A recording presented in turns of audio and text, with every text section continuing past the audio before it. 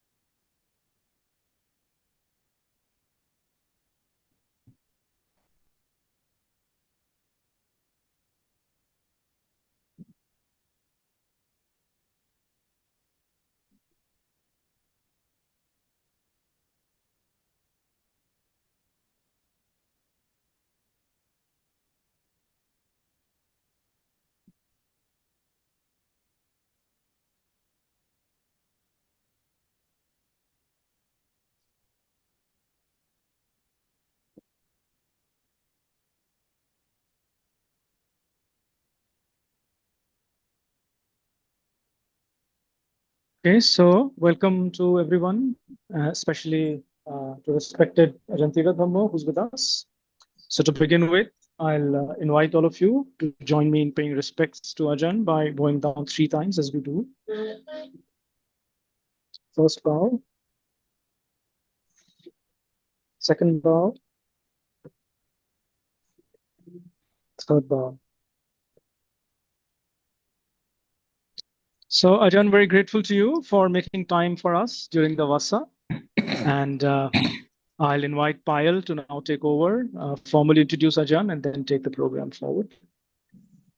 Thank you, Bhante.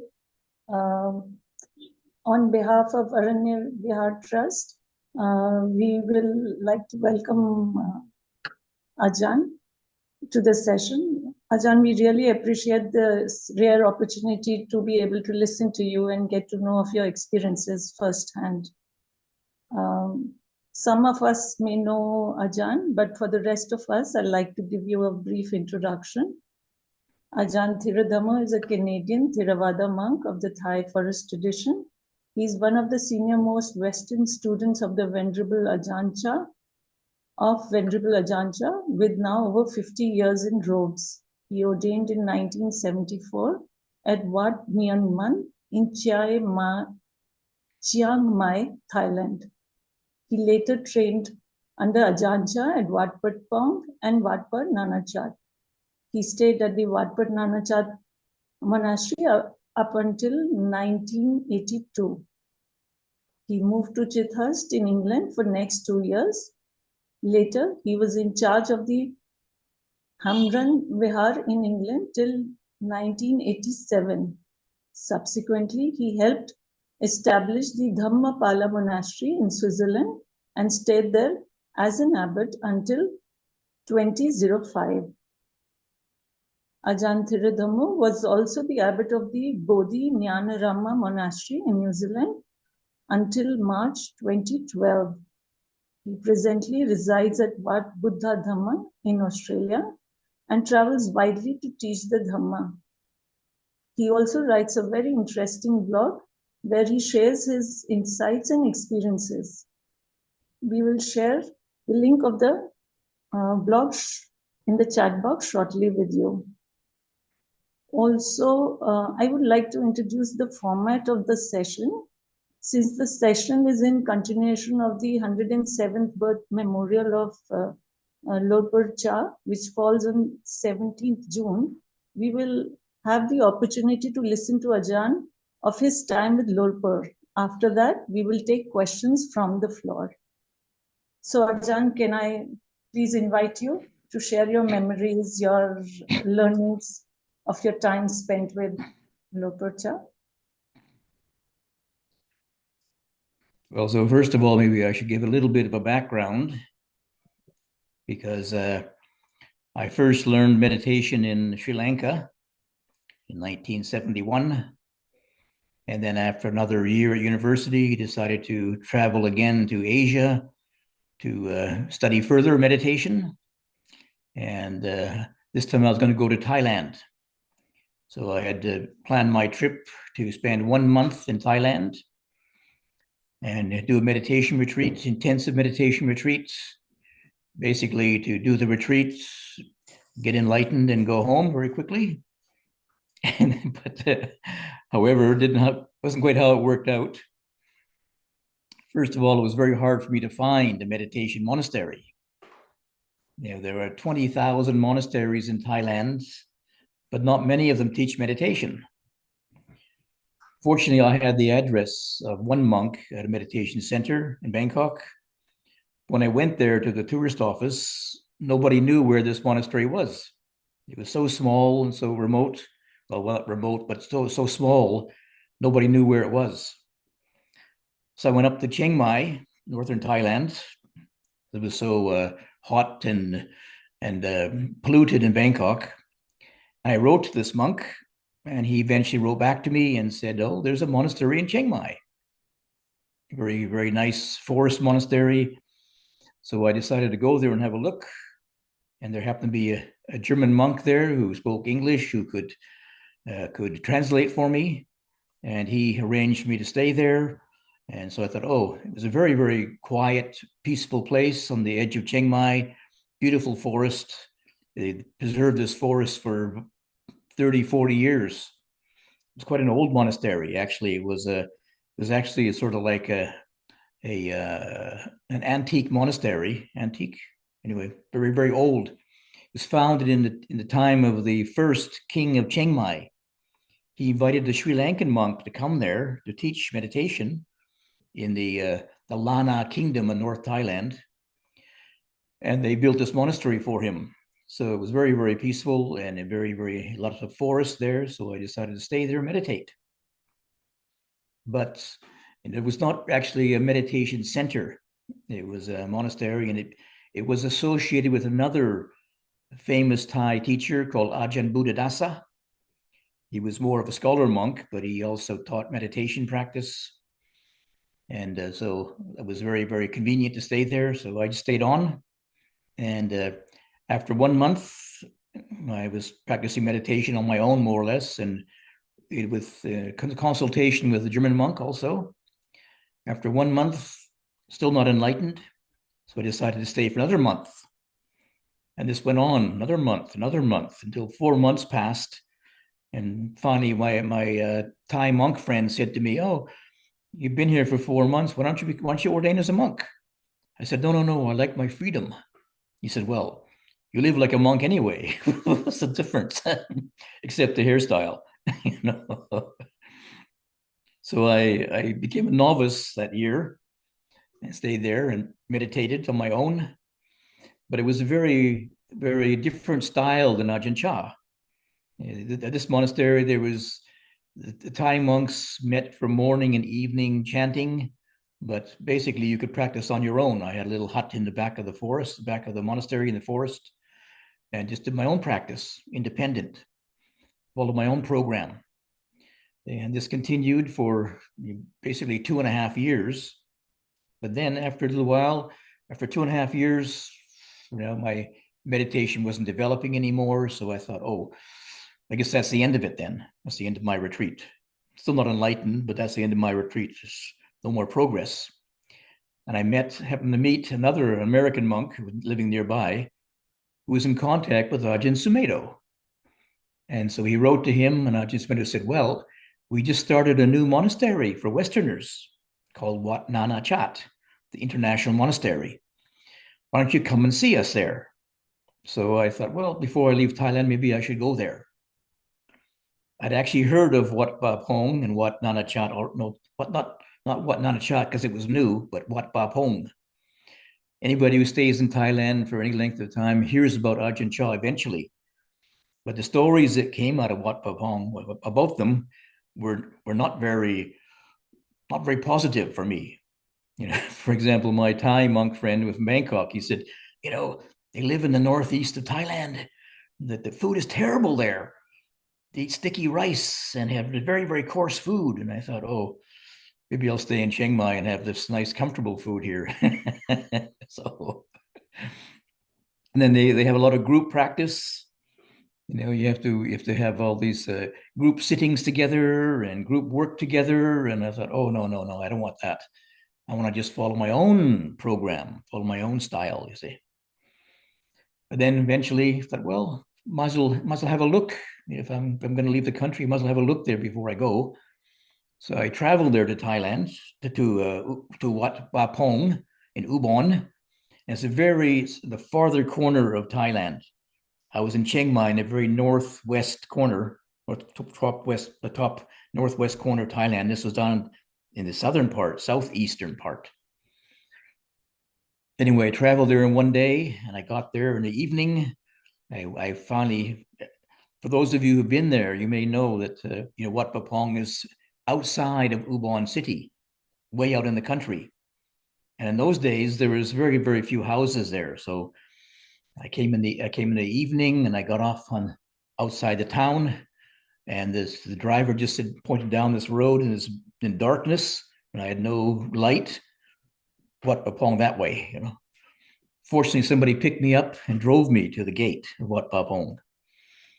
So I walked in there, and it was still dark, totally black in the deep forest.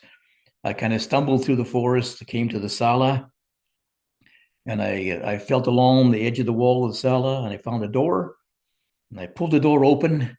Suddenly the lights came on, and there's Ajahn Chah with all the monks meditating there.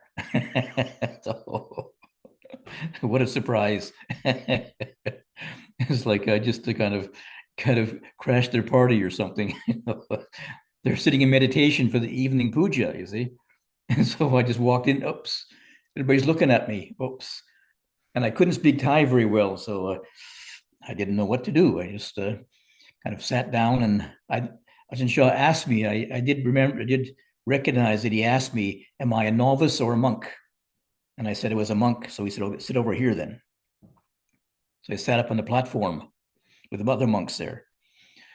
And then he must have given a talk, which was in Laotian dialect, which I didn't know, so I just sat there. And then at the end of it, he turned to me and he said, okay, you can sleep here. He just said in English, sleep on this concrete floor. And then one of the monks very kindly pulled out this thin reed mat to lie on the concrete floor. No pillow, no blankets, just this thin mat. Sleep here, he said. Well, it's a good thing I was a lot younger and didn't feel the bumps so much. But anyway, I was so tired I must have fallen asleep, because next morning at 4 o'clock, the monks come in for meditation, and then they woke me up. I had to sit there sort of half asleep, trying to meditate. Then the alms round again, when it came time for the food, to pass the food out, I couldn't recognize what kind of food this is. It was totally different than they have in Chiang Mai in the north. What is this anyway? Anyway, had something to eat. And then I was waiting there, and it just so happened there was no Western monks staying at Wat Pong at that time. They were all over at Wat Nana Chat. But anyway, I was lucky, because that day Ajahn Tiradhammo came to visit Ajahn Chah, and he brought this Canadian monk with him.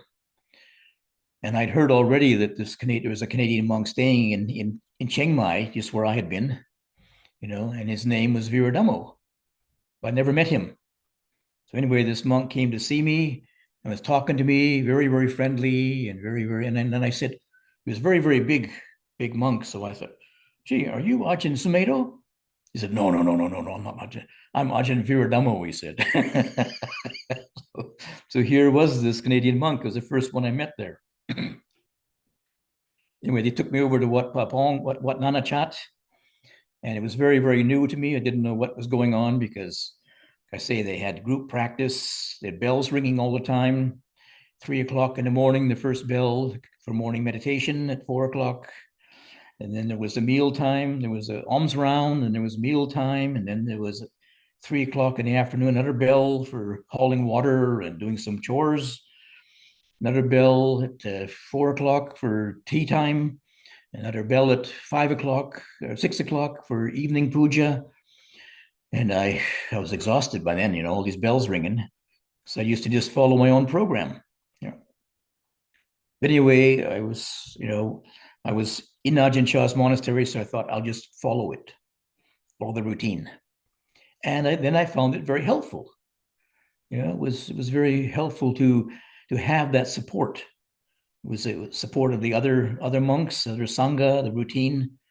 If I'm left to myself, after a while, get a little bit lazy and should I meditate? Not working, meditation isn't going so well, so maybe I'll have a rest instead.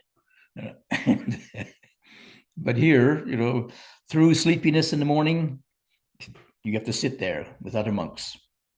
And sleepiness in the evening, you got to sit there with other monks.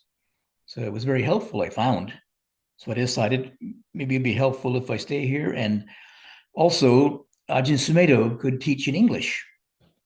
My Thai was not very good at this time, so I couldn't really understand what Ajahn Chah was saying directly. He would come over sometimes to visit Wat Nanachat. It was only, maybe a few, about 15 kilometers by road from Wat Pah Pong. So he would come visit sometimes to give a talk. And then the other monks had to translate. And the most frustrating part of it was when the monks who knew Thai, when Ajahn Chah was talking, every once in a while they'd burst out laughing. You see, it has jokes. And then when we wait to hear what the translation is, it wasn't funny. So I said, I want to hear that joke firsthand, so I have to study Thai then and find out what he's really saying, So anyway, I went there in December 1975. And then we were all together there, maybe about a dozen of us for the Rains Retreat of 76. But then in 1977, Ajahn Sumedho went to England and didn't come back to Thailand, only for a visit anyway. So, Wat Nanachat didn't really have a good teacher there at the time. So I decided I would go and stay at Wat Pah Pong with Ajahn Chah himself. And my idea was that I would go there to Wat Pah Pong and stay there and learn Thai. So I bought a tape recorder from Wat Nanachat. I'd record Ajahn Chah's talks and go back to my hut and I'd play them back again, look in the dictionary and ask the Thai monks what he meant and translate his talks so I could learn basically what he was saying. I still couldn't get every single detail, and especially not the very subtle nuances of Thai language, but enough to understand basically what he was saying. And then I translated some of his talks myself, tried to anyway. And then I also translated his biography. There was at time there was no books about Ajahn Chah at that time.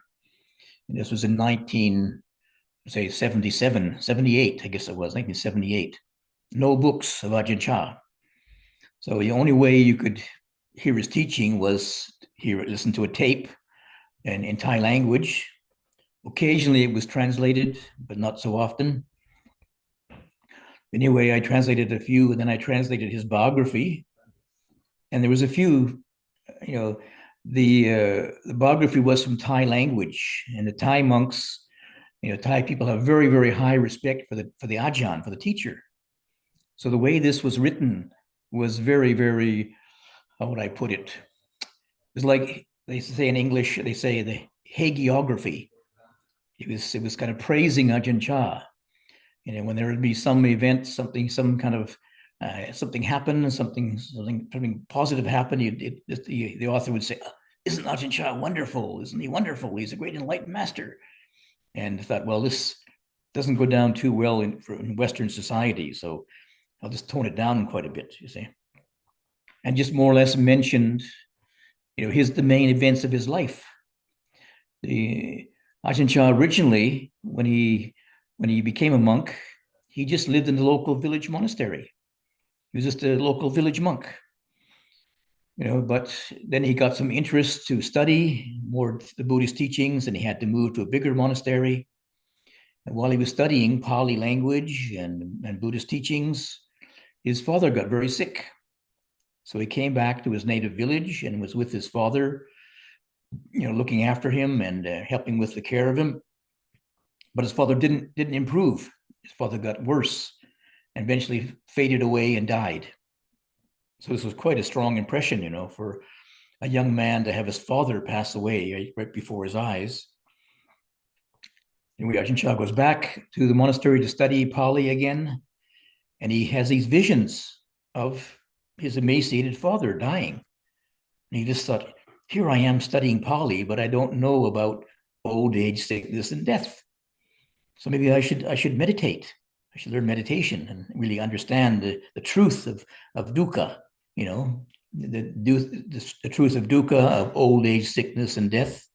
Yeah. So he went off seeking for a meditation teacher. There were very few teachers at that time in Thailand, meditation teachers, lots of Pali studies and lots of Dhamma studies, but not many teachers. So he had to go seek for one.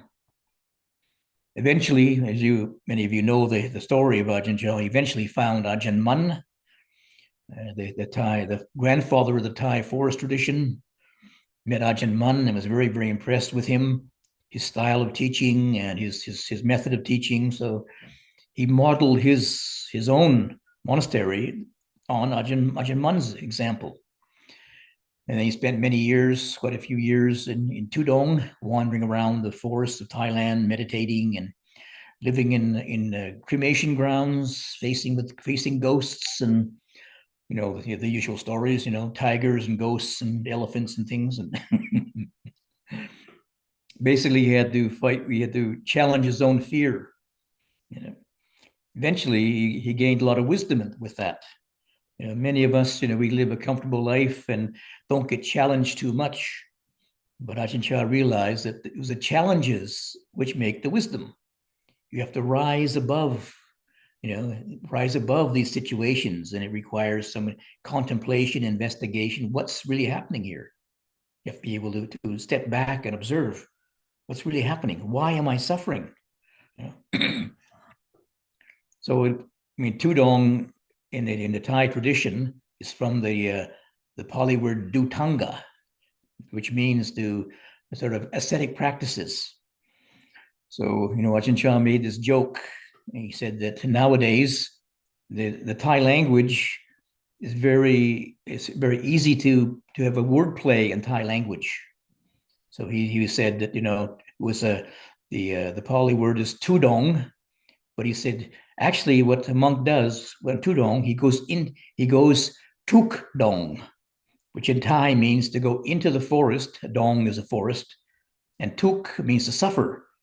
So he said literally it means monks go to the forest to suffer, he says. But he said nowadays most monks, they go taluk dong, and taluk dong means to go through the forest and stay in the comfortable village. so they don't suffer anymore. See? So they missed the whole point of tudong, he said. It was a very, the Thai forest tradition, at least in its original form. Again, things have changed in this modern day and age, but originally, there's a lot of emphasis on austerity, living a very, very austere life. And they used to call it in Thai toraman. It means literally, almost like torture in a way. Toraman means to push yourself, to really, really challenge yourself in different ways. So some of these practices were, going wandering in the forest, and if you live alone in the forest, there's many strange things there.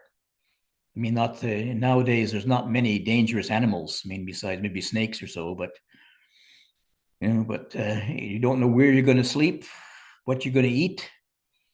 I wandered around the mountains of Thailand for quite a few years, where at different times, spend a few months, a month or two, a few weeks maybe, wandering around the mountains and living with the hill tribe people. And I never went hungry one day. Some days it was just plain rice. Some days it was rice and maybe a few crackers or something rather, but I always had some food, but never really certain. I walk into some little village somewhere with 5 houses. I went to one place one time and walked in there, 5 houses. This lady walked out, nobody around at first. Somebody came out and they kind of looked at me and puzzled, what are you doing here? And they didn't speak Thai, see, they spoke their own hill tribe dialect, I guess. So I pointed in my bowl, pointed in my mouth, food, food, food. So she walked inside her house and she came back with this bowl of food and she bowl of rice, put it in my bowl, and then I kind of I said a few words in Pali of blessing, and then she asked me for an amulet, a holy amulet she wanted for that food. She gave me some food. She wants some payoff. so I didn't actually have any. So I just gave her some gave her some blessings. But anyway, in Ajahn Chah's time, he had to really challenge himself because sometimes there were really poor villages he went through. Basically, if you want to find solitude, you need to go to remote places where there are very few people. And remote places, there's very little food also. So, sometimes you have to endure the bit of the hardships, going without, food for, not food, but I mean for, you say healthy food for quite some time. Even in the early years of Wat Nana Chat, I mean, the village people were feeding us, they were giving us the best food they could.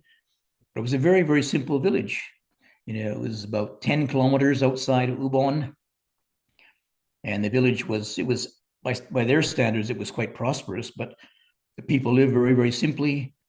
In the dry season, most of them, all they had was let's say pickled garlic shoots, maybe a few leaves, some bananas, maybe, until there was the fruit harvest, when they had mangoes and other kind of fruit.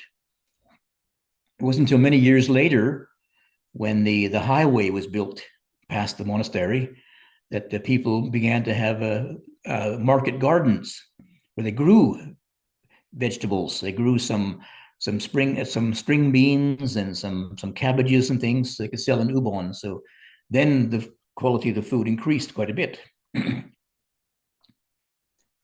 But that year I went to stay with Ajahn Chah. I was very fortunate in one way, because it was also the first year that he was given permission to ordain monks. Before that, anybody who wanted to ordain with him, he took to the local monks in the town, because they were the city monks. They were authorized to do ordinations. But this time he was given permission to do ordinations. So, there were before the rains retreat, when I was staying at Wat Pah Pong, there was virtually every day there was five monks, 8 monks, 10 monks ordaining every day. So, and most of them were from Bangkok or central Thailand. So when Ajahn Chah gave his talks, he had to give a talk in central Thai dialect, or language, you say. Because normally he was teaching the local village people, the local monks, who spoke a Laotian dialect, which I didn't know. It was very hard, and there's no books on it, so you can't learn it.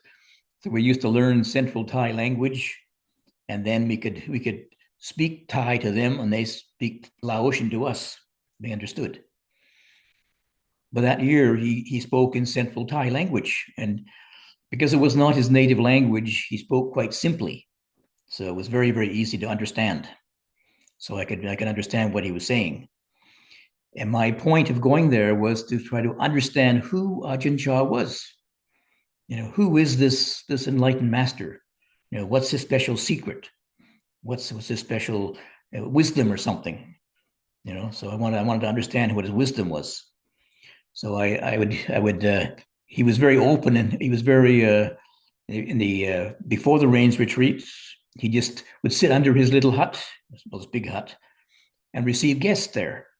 So I would go in the evening and just listen to these people asking him questions, and he would respond to them, and monks would come and ask questions, and he'd respond to them, just being there listening to how he was teaching.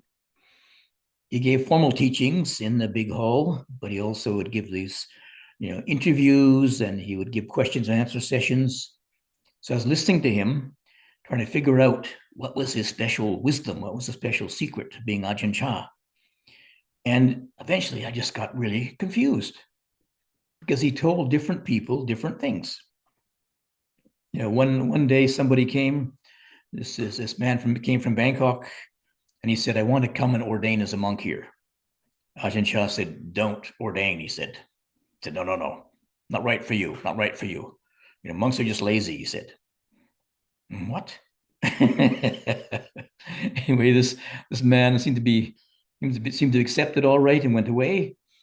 Next day, this local village man came to Ajahn Chah and said, "I want to come and ordain." And Ajahn Chah said, yes, very good, very good. You're just right for it. Come and ordain with me. What? You just told him not to? Or what's totally opposite, But so I got really confused. He's not being consistent. Where is this Ajahn Chah? Who has this Buddhist philosophy? Where is he? And one day I was sitting there listening to these people, him talking to different people and answering questions, and it just occurred to me, there is no Ajahn Chah. There's no fixed person there. All there is mindfulness and wisdom functioning. There is nobody there, no personality. We always look at people and think, oh, that's that person. See, that's that self, that's that ego. But no, there was nobody there. It was just wisdom and mindfulness. So how he was responding was people would come to him with their particular issue, and he was very present with them, totally mindful in their presence, almost as if he could read them, you see. And then he would respond with wisdom. So the person, the man from Bangkok, it was right for him that he wasn't right for ordaining yet. Wasn't suitable for him at this time, you see. Whereas this man from the countryside, this village man, he was ripe for it. He was already, his children grew up already. Him and his wife were keeping the 8 precepts already. He didn't have to work in the rice fields anymore. So he was ready for ordination. It was just the right occasion there. So there was an act of wisdom then responding to him. Then when I had that insight, I realized, oh, that's the real Ajahn Chah. There isn't so-called one personality, one fixed being called Ajahn Chah. They're just mindfulness and wisdom functioning. Aha, that's what enlightenment is. No self. No. Of course, it's easy, to know it is one thing, but to do it is something else, And once I realized that, then I could relate to Ajahn Chah much more skillfully, if you like, because you never knew, if you went to talk to him, you never knew how he's going to respond. You had to be very, very mindful, very, very careful. You had to be very, very alert. If I say this, I don't know how he'll respond to it. Some people, he was almost as if sometimes some people thought that he could read their mind, because even before they talked to him, he would give an answer. There was one Western monk came to Ajahn Chah, and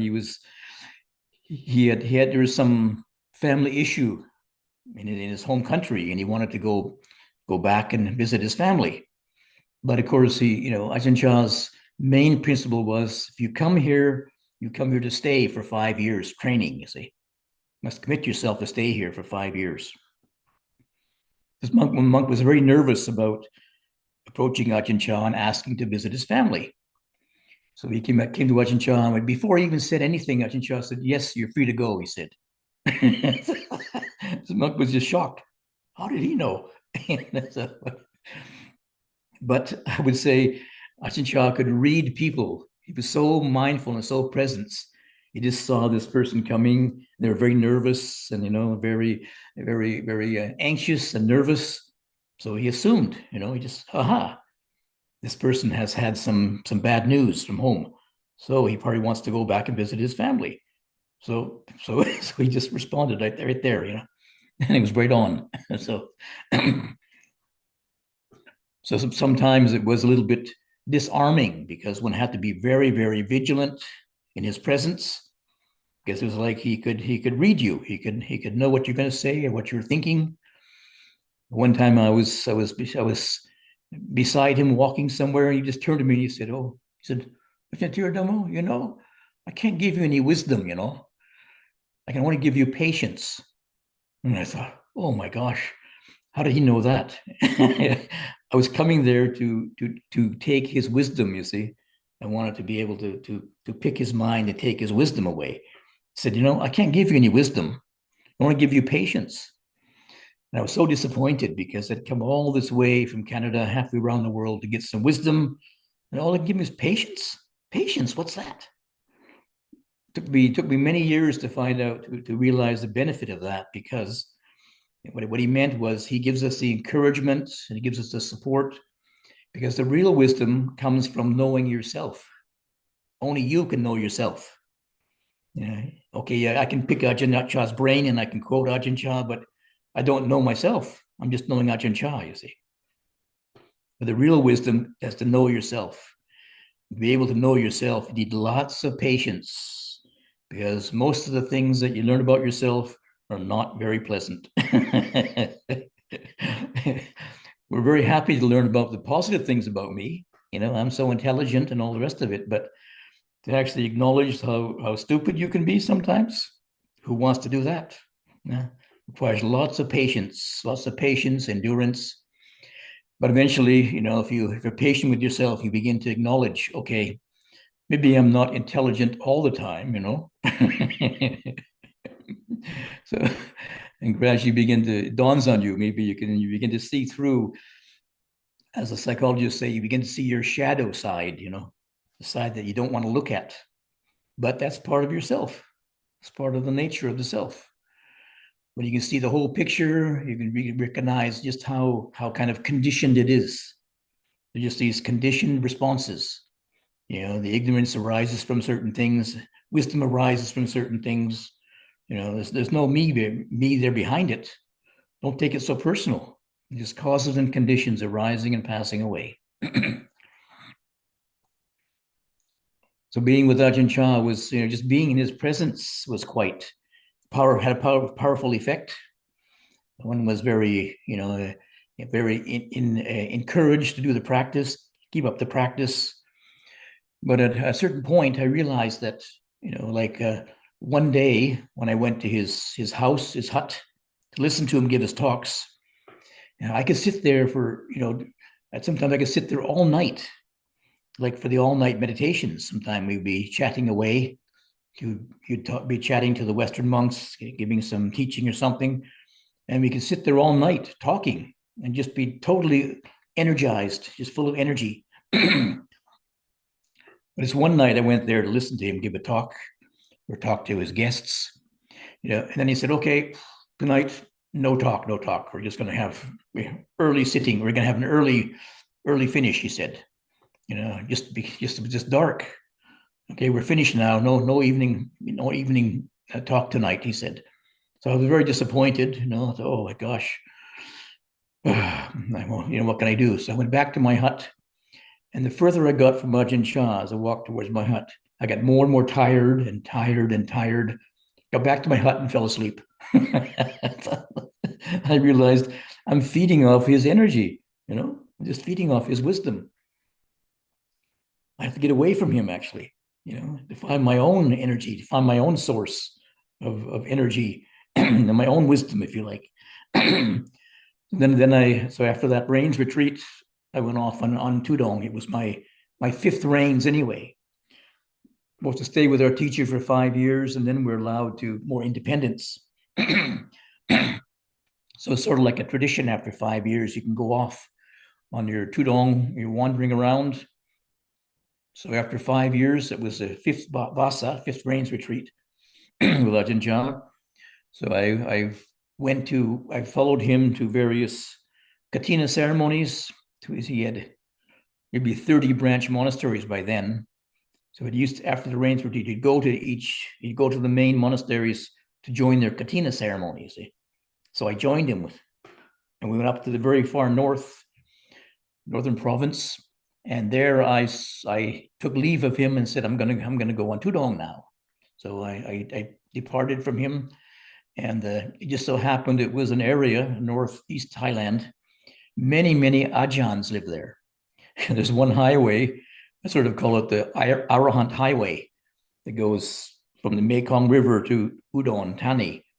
And there must be at least 10 Ajahns, 10 famous forest Ajahns live on that one highway. So I just walked down the road and went to this Ajahn, and that Ajahn went to the other Ajahn, pay respects to these various teachers and listen to their talks. And eventually I went all the way up to Chiang Mai. And then I spent the rains retreat there, trying to put into practice what Ajahn Chah was saying.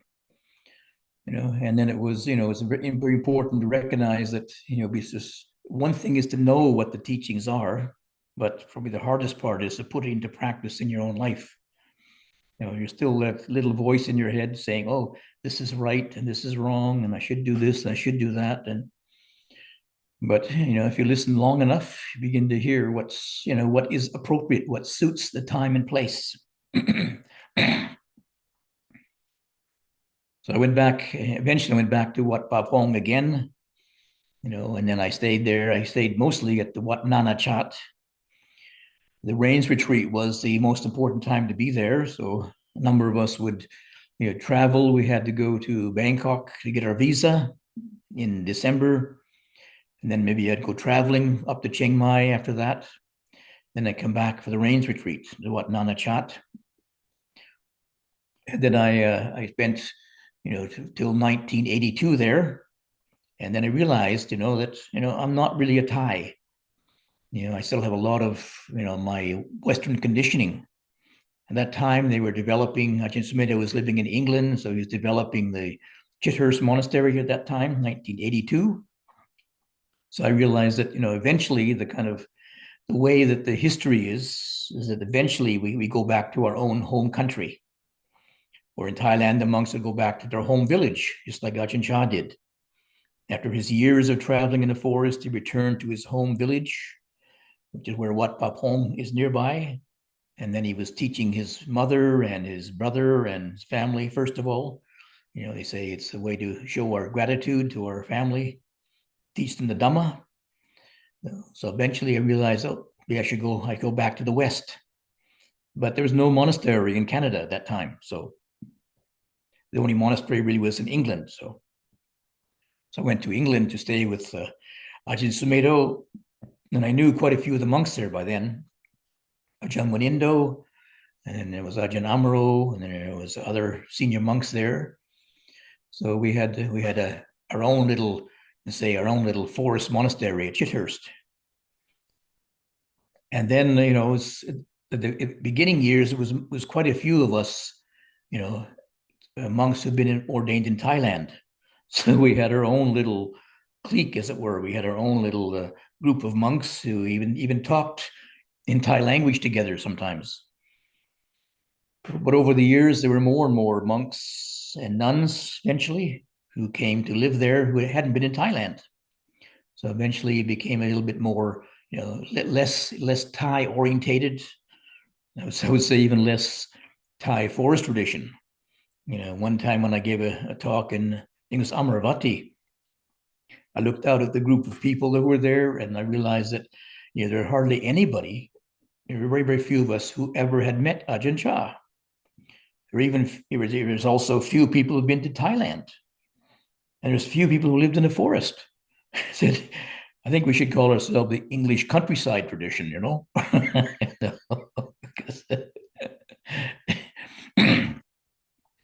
And over all these years, it has been sort of like a challenge, or has been an experiment to try to establish, the so-called Thai forest tradition in a Western country. Like I say, we're not Thai, and most of us don't live in the forest anymore. Here in Wat Buddha, we have a big forest. We're in the middle of a national park, but all the teaching's done in English. Or the abbot here, he also speaks Vietnamese. Some of the supporters are Vietnamese, but trying even teach the Dhamma in say, an English language. It requires some adaptability. You have to have some degree of understanding of how to transmit, how to transform or transpose these particular concepts into a foreign language, a foreign culture. So it is a bit of an experimental process. And, we try to translate like the chanting, try to translate some of the teachings now into English and other Western languages.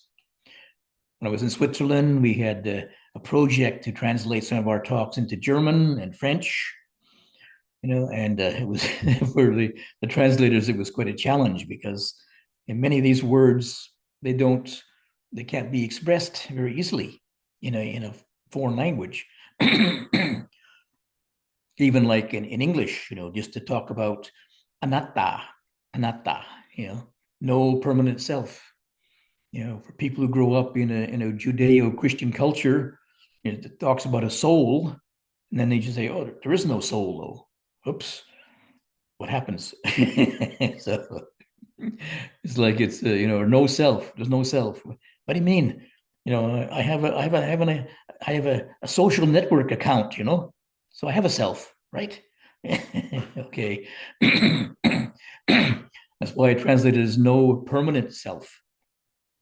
There is, a relative self, has a personality, has your memories, and has your education, and has your personality, but it's always changing, isn't it?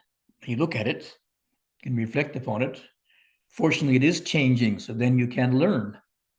If we were stuck with our old self for a whole life, we couldn't learn anything. We'd still be, little children, But because there is a changing aspect to the self, we can learn new things. So it's a way of trying to understand now this kind of fundamental concepts of the Buddha's teachings in our new frame of reference, our new culture, our new language. And if we can do that, we can make this transformation, then we can, practice the Dhamma anywhere. As the Buddha said, it is a universal message, universal truth. But unless we're able to put it into our lives in the present moments, it's still something, it's a historical artifact of 2,500 years ago, but it's no longer a living message then until we can practice it and live it day to day. So I see that it's 45 minutes or so now. And I could go on, like I was telling people before, I was in Thailand for 9 years, so I can't condense 9 years into 45 minutes, I'm afraid. So, but it wasn't all so exciting anyway. So you'd probably be bored if I told you every detail. So. But I can leave some time now for questions.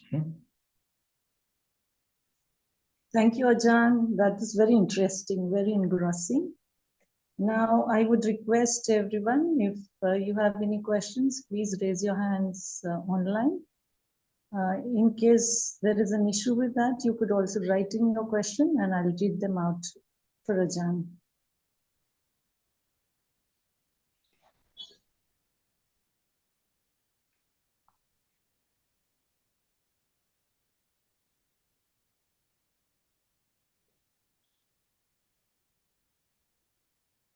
So, Ajahn, maybe while we wait for other questions to come in, may I invite you to share a little bit about your time in India, because that might be of some interest to some of us here, and of perhaps some of your adventures, and including how you got here, and then your time here.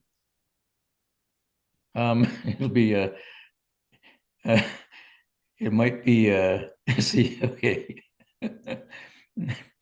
Well, I was at university. I was studying engineering, but during that year, I sort of got a little bit. I got sort of tired of study.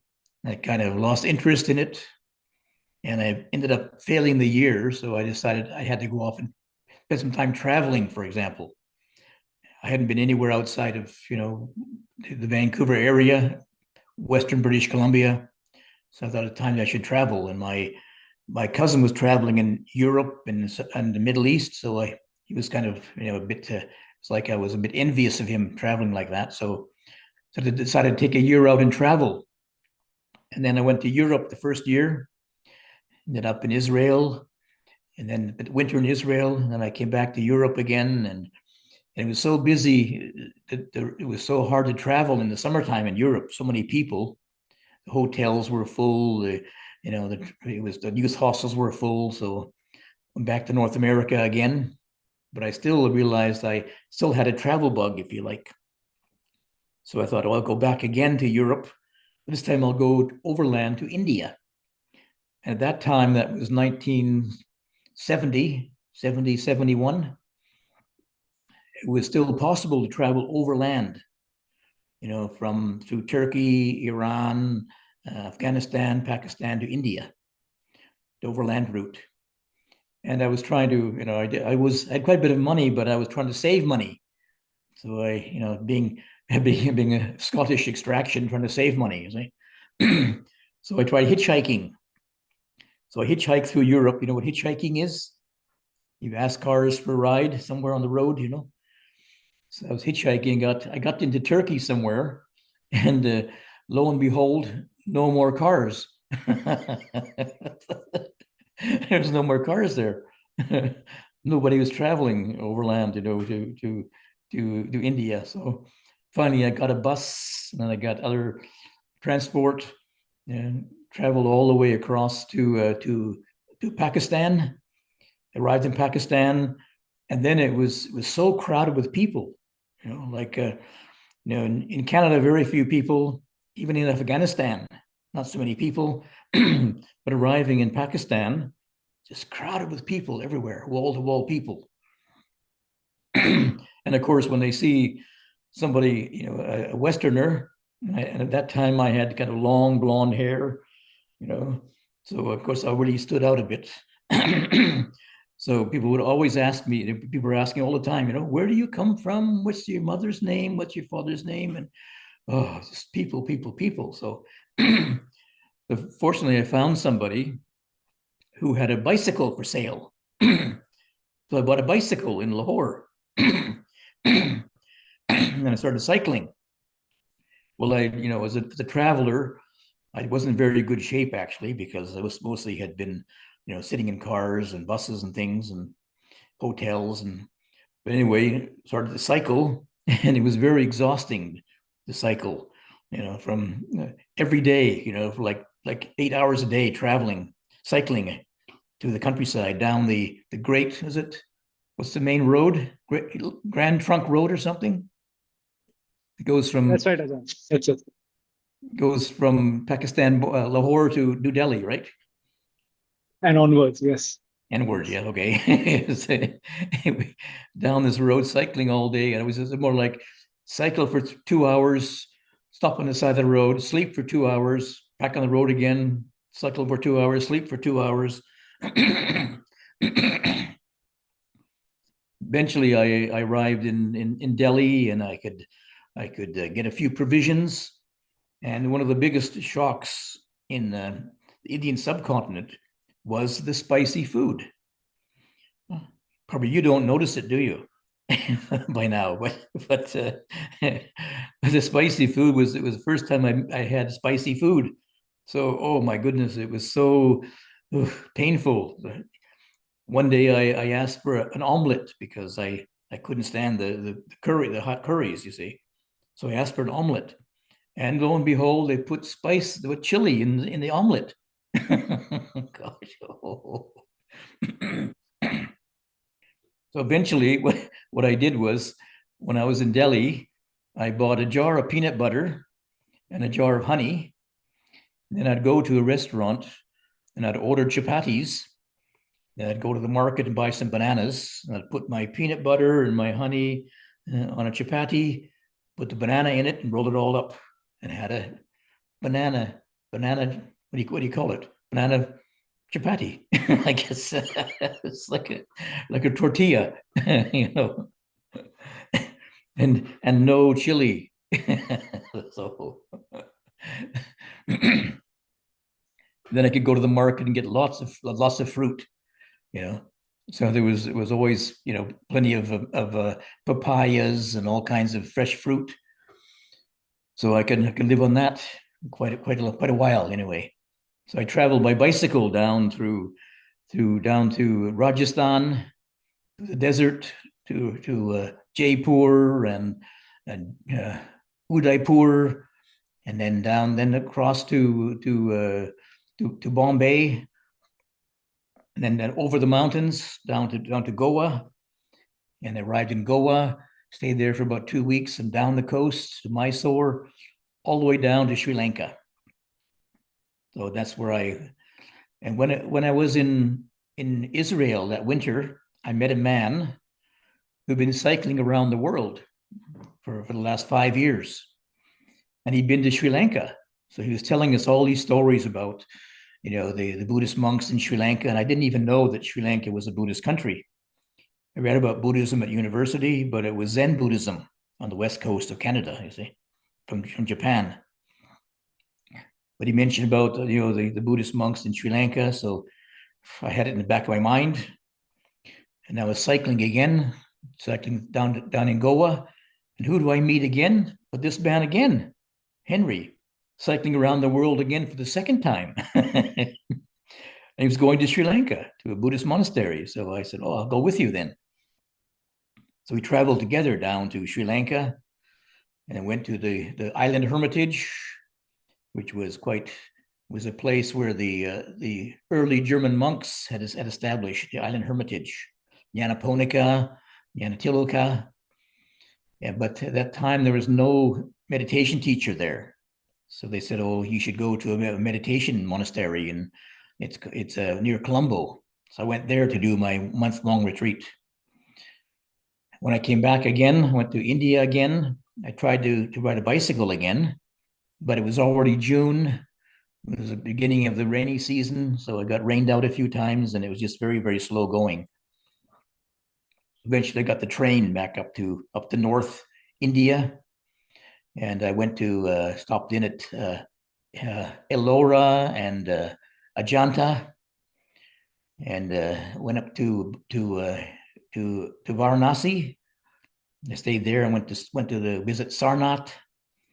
And I was going to go to other Buddhist holy places, but it was so hot, and the rainy season was beginning. When I was in Varanasi, they had a rainstorm, and the water was like almost half a meter down the street, in the flood. So I decided, oh, that was enough. I go back to Canada again. So traveled back overland to back to Europe, and then flew from London back to New York. Hitchhiked across Canada again, back to university. But then I still had this in my mind about meditation. So it was the second year I decided to take a year off and go to Thailand this year. And again, I flew to London, hitchhiked through Europe, overland through Asia, back to India again. And this time I spent about a month, about 3 months in India again, just traveling around. And I was planning to take a retreat. I went to see the Dalai Lama that time, up to Dharamsala. And I walked through the Himalaya, the foothills, went through, up to Kulu Valley, and then down again down to Jaipur again. I was very fond of Jaipur, the pink city. And then I traveled overland to Madras.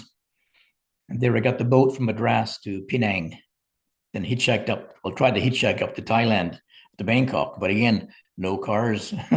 So had to get the train up to Bangkok. But it was when I was riding the bicycle in India, that was I would say that was the best trip I ever had, because I could go into the markets and get my food. Then I would cycle outside, and have my little picnic on the side of the road, and I could sleep in the fields, And when I was in Pakistan, I had to stay. One time I got stranded in Rawalpindi or somewhere, and I had to go into the marketplace to stay in a hotel. So eventually I stayed in this hotel overnight, and I couldn't sleep all night. I had fleas, bed bugs, mosquitoes, and noise. I had to pay for it too. But riding the bicycle, I didn't pay. I stayed a few nights in Delhi in a campground, but mostly I stayed for free. Just found a place in the side of the road, to camp out under a tree somewhere. And even some of them were the places where the farmers had little they had their day place where they would sleep in the daytime, and harvest the rice or the wheat or something. So I sleep there at night. But then then I could travel how much as I wanted to. Some days I would just travel a little while, and then I go to this particular monument or something, this temple somewhere, or this old antique building or something or other. Yeah, stop somewhere for a little while and wash my clothes, and so it was very. But if I go on the buses and trains, more or less, you just travel from bus station to bus station to train station to train station, and of course they're crowded and lots of people there. But here I was out in the countryside most of the time, sleeping in the countryside, traveling all day, for 8 hours a day, traveling through the countryside, mostly sometimes getting sunburned, but stopping where I wanted to, stopping for tea here and chai there, and it was a very, very free life. In fact, there still are some bicycle sadhus, are there? Some sadhus who travel by bicycle. Mostly motorcycle now, though. Motorcycle. Oh no, too noisy. And I tried walking. When I left Goa the second time, I tried walking, but walking was so much more difficult. I mean, it was quite a distance between villages. It was 10 kilometers between villages, so a long way to walk between places to get water or food, and it was so hot. But on a bicycle, the bicycle carries a lot of the weight of the things you carry, and as you're cycling, the cool wind, keeps you cool. Once you get in shape, of course. And fortunately, there are many places where they would repair the flat tires, so it's very, very easy to travel on bicycle. Except in the very, very south of India, in Kerala state. It's so crowded there. There's no place to sleep. Tried to sleep in the school grounds, the schoolyard, but people found us there would also be wanting to know where we came from and who we were. And Okay, thank you, Ajahn. Thank you. Payal, please go ahead. Ajahn, yes, thank you, Ajahn. Ajahn, there are two questions. Yashika sent them. She says, Namaste, Ajahn. Thank you for sharing your experience with Lorpur Cha and his teachings. I have two questions. How did Lorpur Cha guide monks through emotional or psychological difficulties in their practice? Were there particular teachings and method or approaches he often turned to in such moments? Do you want me to read out the second question, or should I'll read it out after I answer the first one. These are separate questions, so they aren't related. It's related. It's no, I don't think the second question is related. The first question is in two parts. So how does Ajahn Chah deal with emotional issues? Was it? Yes, emotional and psychological issues. Psychological issues of monks in their practice, and were there particular teaching methods or approaches he often turned to at such moments? Mm-hmm. Well, the main kind of foundation of the practice was that he was holding a space. He was holding a very, very safe environment for us, you see. So that, if you follow the routine, you keep up with the morning and the evening chanting, you do your regular practice every day, then that has a kind of like a very powerful holding effect, and the meditation exercises, or, you observe your breathing, and if things arise in the mind, you just observe the things that are arising in your mind, best you can. So, emotional issues and that, you could just observe, oh, there is an emotion arising, there's an emotion passing away. There is this particular state of mind arising, passing away, as best you're able to. And in the kind of, the Thai context of the Buddhist teachings, all these things are just mental phenomena. Whether it is a thought in your mind, an emotional reaction, a particular, psychological issue, just arising and passing away, arising, passing away. In the exercises in mindfulness, we're taught to observe, greed arising, passing away, aversion arising, passing away, delusion, and maybe sometimes it can be helpful to just to be labeled in a way, these particular issues. Like at one particular time, I was very confused, and just being able to acknowledge, oh, there's confusion. That's what confusion is. Not knowing, not being clear, not having any idea, the kind of limitations of this, just confusion. And just to be able to give it a name, give it a context, oh, then you can be aware of confusion. If you're lost in confusion, you don't even know confusion, then you're really confused. But if you can recognize, oh, this is confusion. Aha, it's like this. Then you can study it, and then you are the knower of the confusion. You're not the confusion itself. You can say, ideally. Of course, sometimes there were particular, very, very strong emotional reactions, maybe. There are ways to calm down the emotional reactions, doing chanting, for example, like auspicious chanting. They believe that the chanting, does provide a certain, safety. It's almost like you're receiving the blessings of the Buddha. Just for example, if you remember, the Buddha Dhamma Sangha, we take refuge in Buddha Dhamma Sangha. There's the Buddha, wisdom, the Dhamma, the truth, the Sangha, virtue. We aren't on our own. We aren't alone in this. And there is the whole, the whole community of Sangha who are also practicing. And they're there to support us. There is part of the whole lineage that we can look forward to. We can rest in the lineage. There is the wisdom of the Buddha. The Buddha, I'm sure he has a lot more, things to deal with than I do, to be totally enlightened, he has a lot of stuff to have to deal with. But he could get through it. He's our example. Yes, it is possible.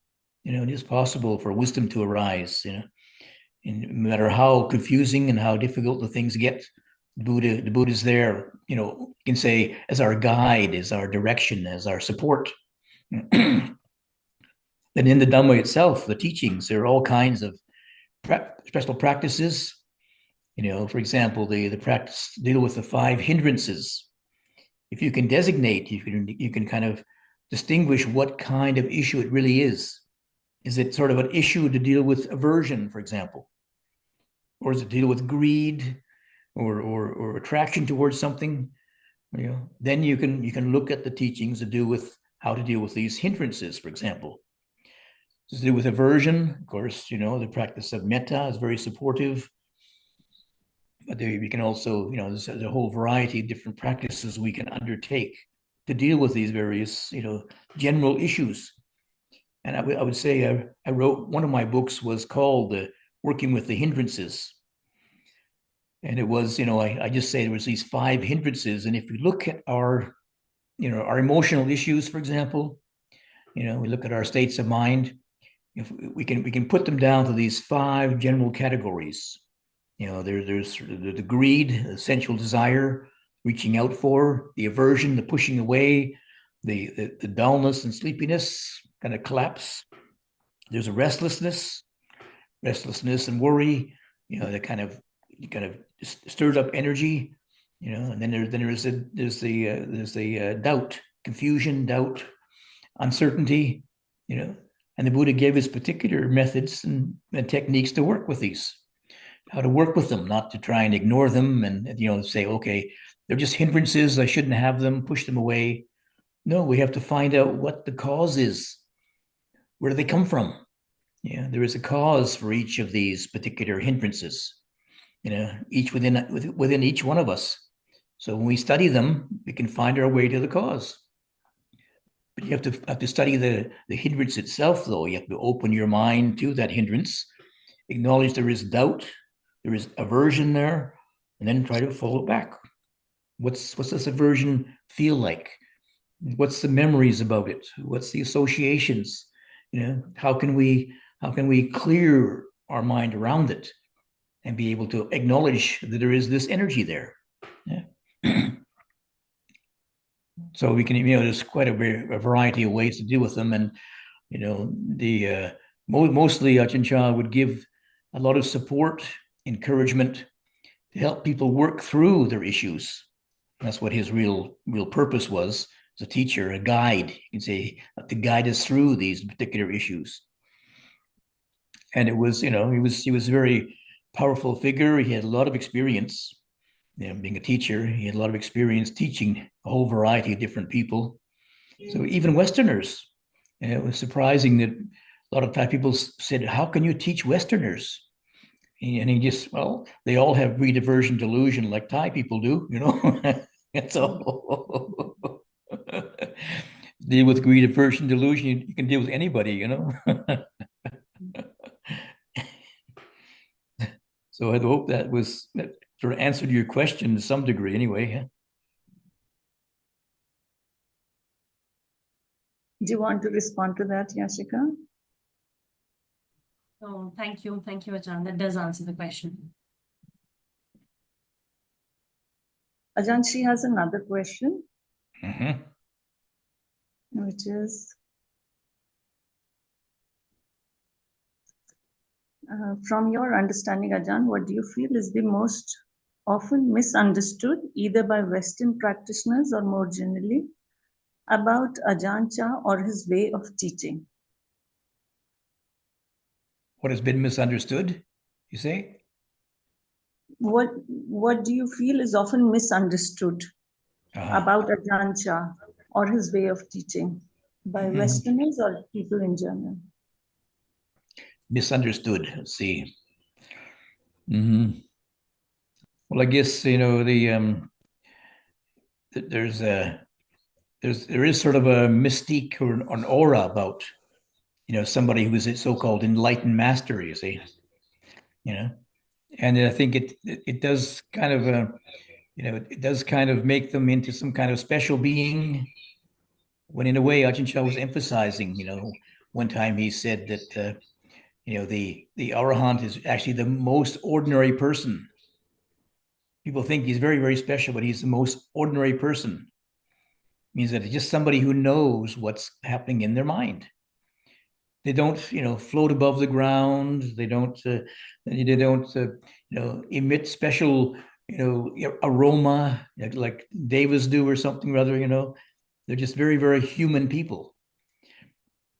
And I noticed, like living with Ajahn Chah, I guess the word I would say is that he's somebody who has no pretension. He's not trying to be anybody special. He isn't playing any games with anybody. He just is very, very practical, very down to earth, very true to the moment. He just speaks his mind. He just says the way things are.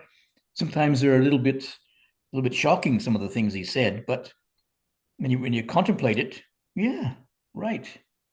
I remember once when he was visiting Vancouver, and we went down to the ocean, and there's a kind of a boardwalk around the park, and we were just walking along there, and there are these people jogging by. One of the first times he ever saw anybody jogging. In those days, nobody went jogging in Bangkok or Thailand because they're mostly they're rice farmers, so they don't go jogging. They're already tired from just doing their rice farming. So he sort of stopped and looked at these people, jogging by, and then he said to them, he turned around and said, you know, these people are chasing their youth, aren't they? You know, and I stopped and looked, and they were all middle-aged men and women, you know, overweight, jogging along, and they're chasing their youth. He just saw right through it, you know.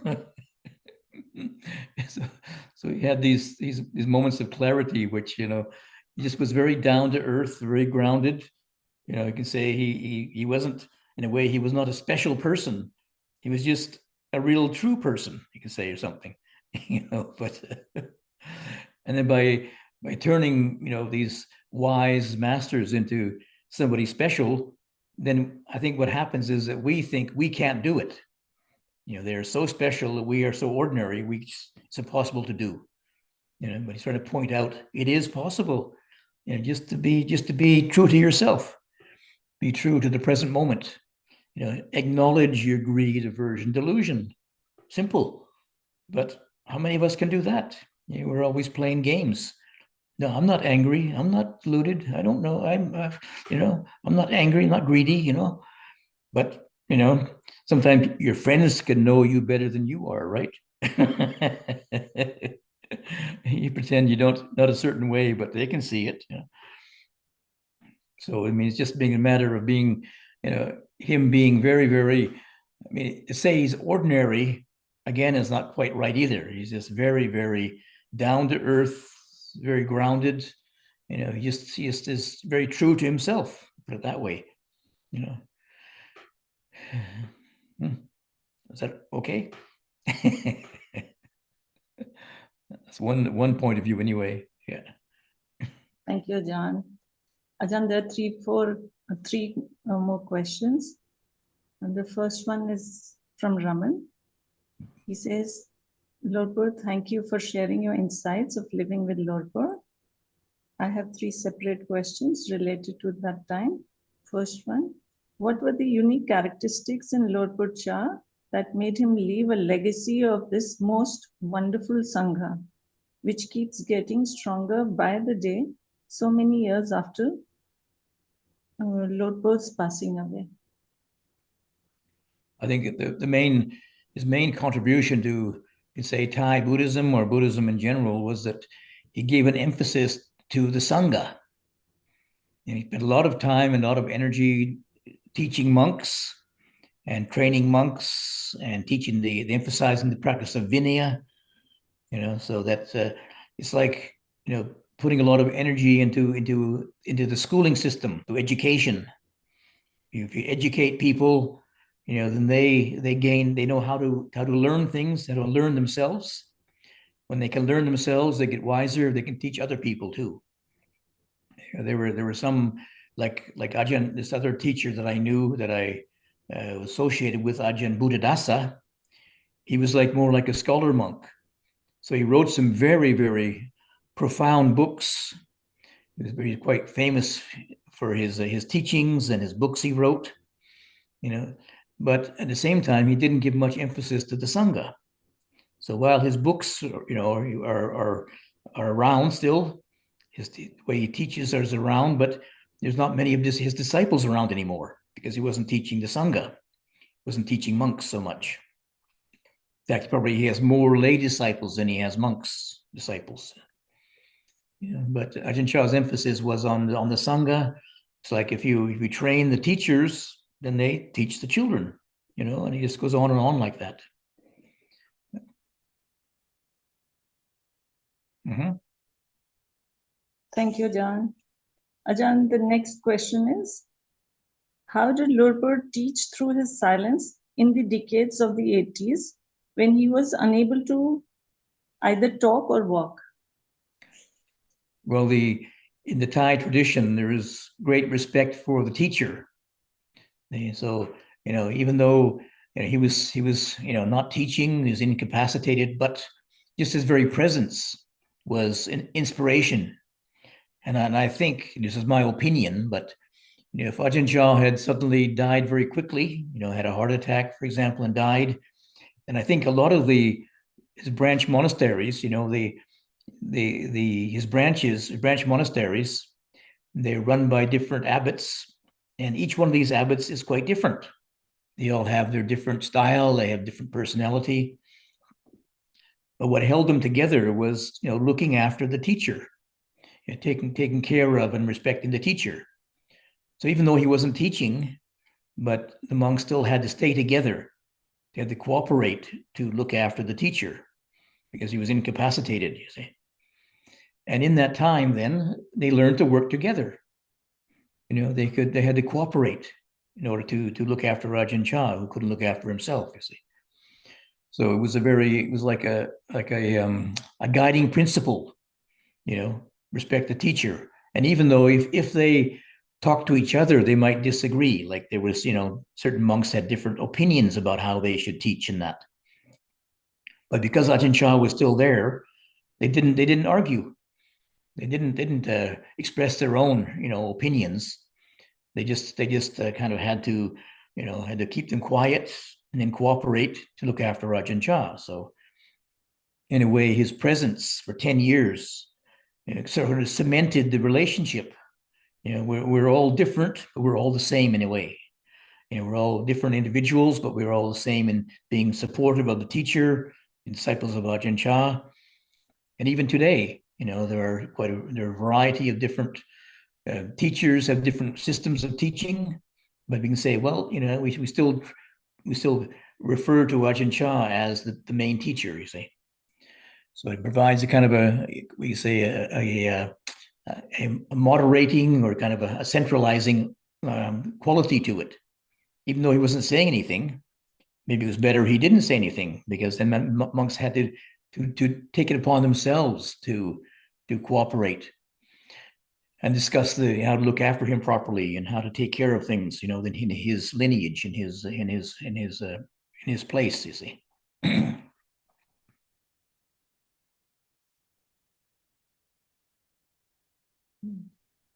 Thank you, Ajahn. Ajahn, the next question is, what were the main learnings for you and the Sangha during this decade of serving him?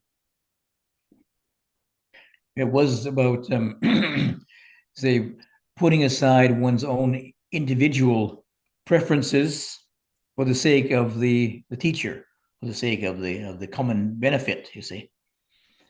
For example, that even though he wasn't teaching, but people still went there every on his special occasions. I know at Wat Nana Chat, they would go, I think, over most nights. They would go over to his monastery, to his hospital bed, and he wasn't responding, but they would still do the evening chanting there, and they'd still pay respects to him. So it became like a unifying force, you see, a unifying principle, to look after the teacher. And otherwise, we tend to focus on our own interests and our own preferences, but having this unifying force was quite different. It's just like, if there's some kind of a much more wider point of reference, like say if there's a common, like a disaster, for example, say there's some kind of disaster in the world, then people put aside their differences to try and help out. It becomes a unifying principle to help out of compassion for people, help people. So here was the sick teacher. So my own interests, my own preferences, I put aside for the benefit of the teacher, you see. This is something which is, it's hard to learn by yourself, because you think, well, we with ourselves so often and so much, this becomes dominant. But then, oh, nope, there's a teacher there. There's a picture of the teacher, or there's a picture of the Buddha. Where we're here, we're bowing to the Buddha, not to ourselves. You see. So.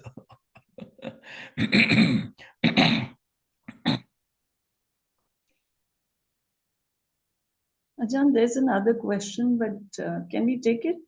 He's running short of time. Yes, okay, if it's a short one, yeah. It's from Saksham. He says, thank you, Ajahn, for sharing your experience. I have a question. You mentioned Ajahn Chah emphasized wisdom growth through challenging oneself, like going on Tudong. What challenges can be as comfortable householders put ourselves through to grow in wisdom? Well, it's a little bit hypothetical because each person has to say challenge themselves. They need to find their own way to challenge themselves. And if you just look at the 5 precepts, for example, refraining from killing, stealing, sexual misconduct, lying, intoxication. If you look at these 5 precepts, and if you can be honest with yourself and just recognize, is there one of them where I'm a little bit weak? Is there one which I'm not very good at? For example, right speech, for example. Am I really, really clear about right speech? Or am I a little bit, if I'm honest with myself, I'm a little bit deficit about that. I do, I don't tell lies, but I exaggerate maybe or something, you see. If you can stop and just look at it and be honest with yourself and think, okay, maybe I have to challenge myself that way. Maybe I have to, not be so outspoken, for example. Maybe, something like intoxication, and I don't take alcohol, but maybe I do, overdose on coffee or something, And if I have too much coffee, I get too talkative, I get too restless, my mind gets too scattered. Maybe I should kind of restrain my use of coffee, of caffeine or something, If we look around like that, perhaps we can begin to notice certain areas of our behavior when we can try to be a little bit more strict, a little bit, not so comfortable. You say it's like stepping outside our comfort zone. Even sometimes, with what the purpose of the precepts are, that, they have the basic 5 precepts, maybe try out the 8 precepts, even for one day, on the full moon. Okay, try 8 precepts. Say, well, I can't do without supper in the evening, but maybe I'll just have some liquids in the evening rather than have a meal, or I usually listen to the news on, every day, but maybe one day a week, I'll stop listening to the news. Just, little things like that. Just something which will shake you out of your comfort zone. You say you're comfortable, lay life, but one little challenge maybe, can just be very helpful for you. You notice the restlessness when you don't follow those routines, or you notice what your mind does in the meantime, So, there's different ways we can do it, and if you really want, some challenges, you can always, besides the precepts, you can try to, like some people, they will take on these special, we call them adhitthana, special observances, like for the rains retreat or something, like some people in Thailand, they would take on the determination for the rains retreat, to go to the temple every observance day. They go there and take the precepts, maybe stay overnight, for one day a week, stay there. Other people would just say, okay, for this time I will not eat meat or something, or I will not drink coffee for this 3 months. Now I'll go without sugar for 3 months, So it could be also a very helpful thing to do too, maybe just to see what happens, and not to make ourselves, miserable and too uncomfortable. So we have to see for ourselves how much is appropriate, the middle way, but enough just to say step outside our comfort zone and just see what happens. That's what a lot of the so-called ascetic practices were. Step outside our comfort zone and observe your state of mind. What comes up? Usually, most of the time, it's more aversion. I don't like this. It's uncomfortable. It's, interesting. But you have to do it in moderation too, because I say if it's too much, then it can really become a torture maybe. But little ways you can use it as an experience to study yourself. It's yourself that's complaining, you see, right? When you're outside your comfort zone, your self comfort zone, it's yourself that's screaming, I don't like this, I don't want this, I don't like this, it shouldn't be good, it's not blah blah blah blah, and we all have our rationalizations and our excuses. It's not healthy, it's not good for my health, it's not good for my whatever. I have to it's not good for my brain because it doesn't allow me to think so clearly or something. But we just have to find our own way to do that. But there's various ways we can just say, step outside our comfort zone and see what happens.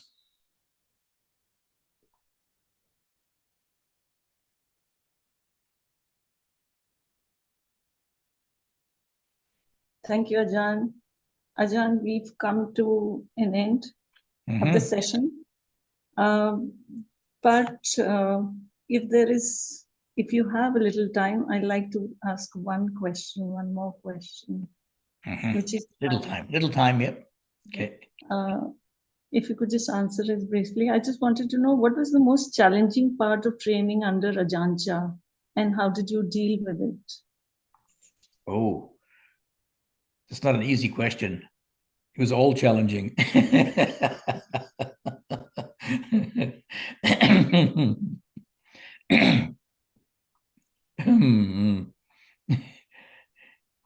I think maybe the most challenging was, well, I mean, like I say, my history was that I was living on my own terms before, you see. I had make my own schedule, live my own terms. And coming to Ajahn Chah's monastery, it was the opposite. One had to follow the routine. Like he made up this, we call it the kind of program of the monastery, and you'd have to surrender to it. Just follow that particular standard, you see. And so, I mean, for somebody who was, a do-it-yourself meditator on my terms, having to surrender to this, was quite a challenge. Mm-hmm. When I was traveling in India, for example, I met people who were looking for a guru, for example, and suddenly it just didn't occur to me. I said, I don't want a guru. I don't want to surrender to anybody. Just tell me the teachings and I do it myself. I want to have my own independence. Just like my Thai friend said, why shouldn't I ordain as a monk? I said, no, I want my freedom. I want to keep my freedom. You said, well, you live like a monk anyway, so what's the difference? So, but the point of the teaching was that we were surrendering ourself, and in that, even following a routine which you aren't familiar with, like the precepts. Here's a certain standard, and I don't make the precepts up. The precepts were there, you can say the Buddha made them up, but to surrender yourself to them, you in that process, you learn about yourself, how much I can really follow the standard. And when you look at it, the standard is good enough. Ajahn Chah would always say, you're trying to look for the perfect monastery, you'll never find it. It's just good enough. So like his routine in the monastery, it was okay. It wasn't really extreme. When I was at the monastery, the meditation monastery in Sri Lanka, we're only allowed to sleep for 5 hours a night. In Ajahn Chah's monastery, it was the routine on, but you could find ways to sleep longer if you needed to. Somebody asked him one time, how many hours should I sleep? He says, I don't know. Check it out for yourself. And some people, they had a very busy mind. They needed a lot of sleep. Other people, they can get by with a lot less sleep. But there's no, one standard for everybody, you see. But just being able to follow that routine was good enough. And then from that, you observe, your own reactions, I like it, I don't like it. I need it, I don't need it. and then you see what happens around it. And that's, I think, with people who practice on their own, that's a danger, because they just follow their easy way, you see. They follow what suits them, and they never get pushed out of their comfort zone. And okay, having your own comfort zone, you can kind of glide along on your own strengths, if you like. Like some people, they have a lot of, they are morning people, so they have a lot of clarity of mind in the morning, but they can't meditate in the evening because their mind's too busy. So, but if you're in a monastery, you have to do meditation in the morning and the evening. Okay? So then, you have to deal with it. You have to look at your own mind, and you have to learn ways to be more skillful with that particular unpleasant state of mind. But normally I wouldn't do it myself. Needed Ajahn Chah to kind of point it out to me or put me in that position, you see.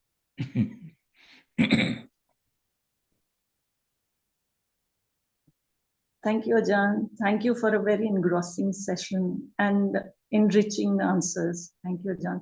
Also for taking us down the memory trip and sharing your experiences with us.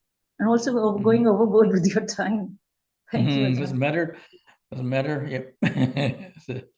Yeah. Timeless.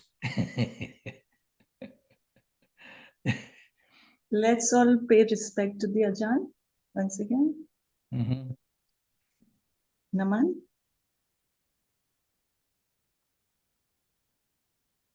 Second time. Third time.